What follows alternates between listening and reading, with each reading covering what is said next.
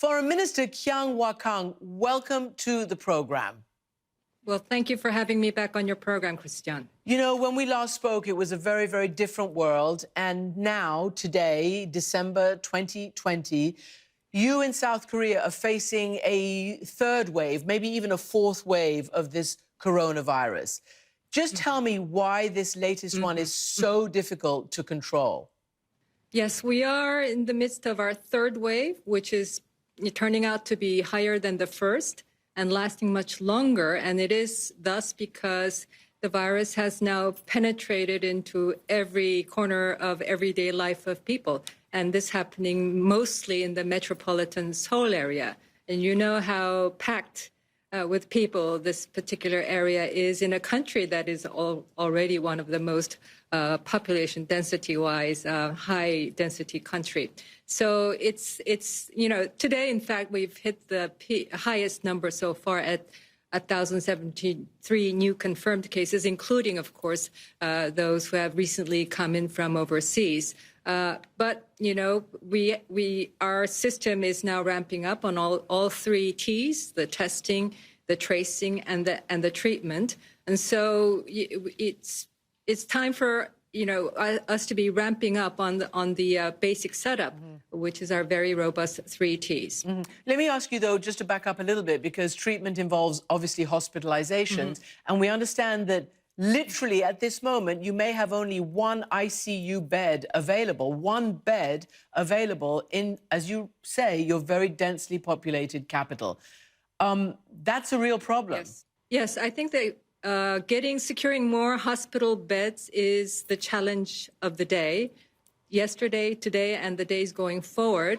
We're also a system where just 10% of our beds are publicly administered. The 90%, the rest are in private hospitals. So our health authorities are also talking to the private hospitals to secure some beds in the private settings. So I think there are a series of flexibility going forward, but of course we want to make sure that our public facilities are fully utilized before we travel down that road. Can I ask you to react to what the Prime Minister said just yesterday? You know, basically, you know, lamenting the fact, as he says, that South Koreans have let their guard down after such pretty, you know, impressive discipline and control in the first wave. He said yesterday, while most follow the rules, some are fueling the ferocious spread of the virus with their carelessness and irresponsibility. And I'm just wondering whether this will lead, I don't know whether you can tell me about what your government is discussing, you know, for the first time, a lockdown, a soft lockdown, a hard lockdown, but some kind of lockdown. This is a very difficult discussion. Some say, yes, we should. Some say, no, we shouldn't hurry into it because the social economic consequences are going to be so huge. So you have to work through how this will play out. If that it will be effective in terms of capturing the further spread of the virus. So it's a very, very tough discussion and a tough call if it should be made. But if we make that call, we want to be as prepared as possible in terms of the measures that need to be in place to help out with the small restaurant owners, small businesses, and so on and so forth. Yes, so we are in discussion, but the decision has not been made yet. And I have to say, I think there was a little bit of complacency setting in after the successes and, of course, our experience and the way we've handled this being touted as a success by the foreign media. I think perhaps that has led to a certain amount of complacency. Well, you know, I mean, it has also still to be pointed out that comparatively, South Korea has a pretty, what your own government has called, manageable caseload. Yes. We're 612, the death count, and slightly over 45,000 case counts as of today.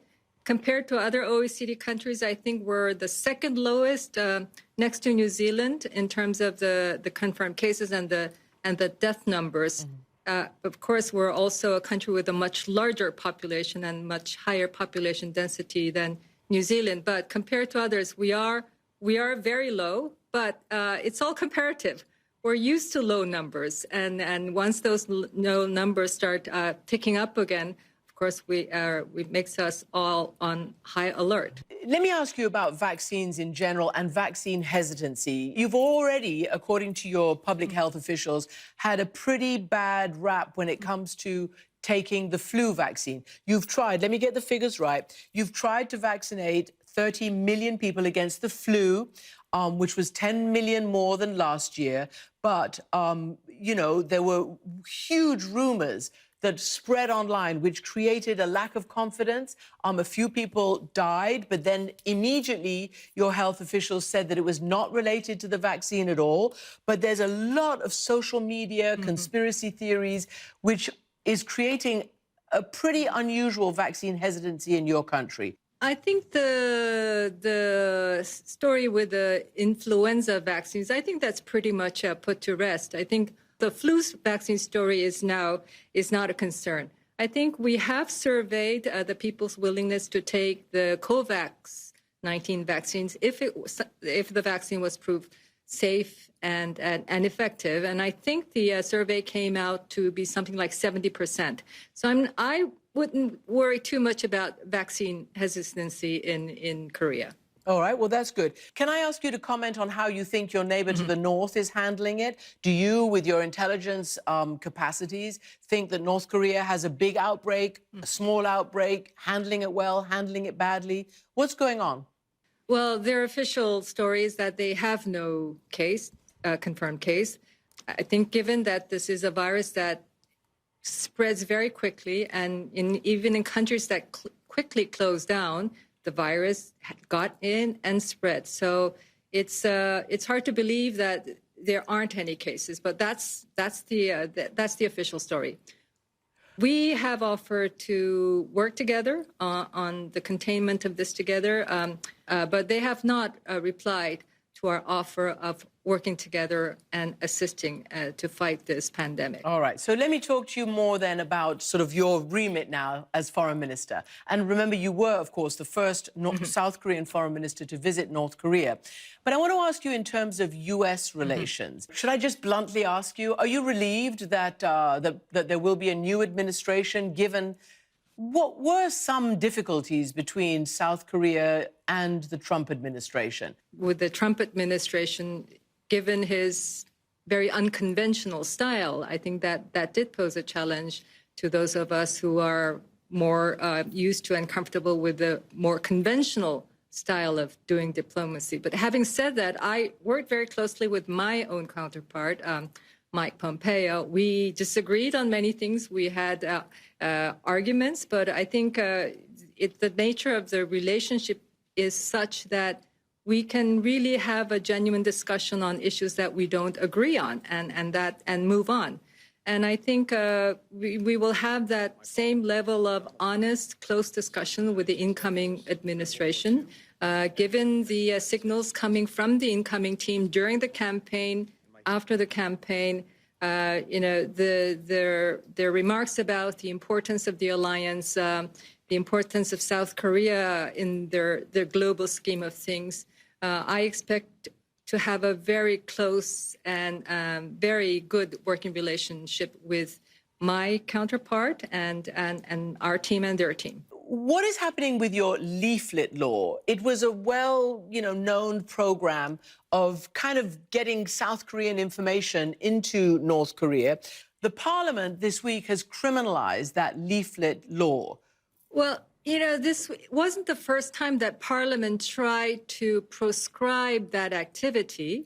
There have been a dozen legislative initiatives over the years since 2008, I believe, because this is happening in a very sensitive area, the most militarized zone in the whole world, with people living right next to the border area. And we have an incident in 2014 when the balloon was shot at by anti-aircraft artillery by the North Koreans, and the South Koreans military felt compelled to shoot back. So in an area where a highly militarily tense area, where anything can go wrong, lead to even bigger clashes. And the people living near the border have been asking that these activities stop for years.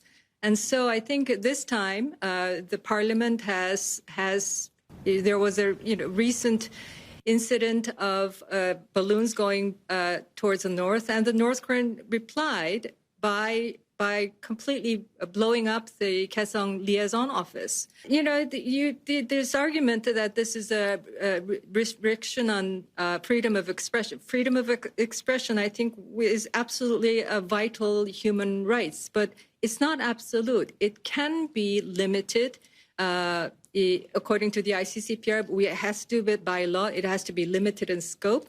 And it is limited in scope. It is only when these acts poses harm or poses danger to the life and the security of our peoples. Gosh, I have to say, listening to you, it really is kind of way out of proportion. I mean, to react to balloons with anti-aircraft artillery and all the rest of it. But still, it is the DMZ, and it is a pretty unusual place. Let me finally end this by asking you about yourself. Kyang Hwa-kwon, you are the first South Korean female foreign minister. You've said last month that you felt prejudice towards women while working in, quote, male-centered culture of vested interest. Tell me about that and what needs to be done further in your country. Well, I think lots have changed. Just the fact of me in this position and in this position for so long is certainly me trying hard, but also the support I get from staff at senior levels and junior levels.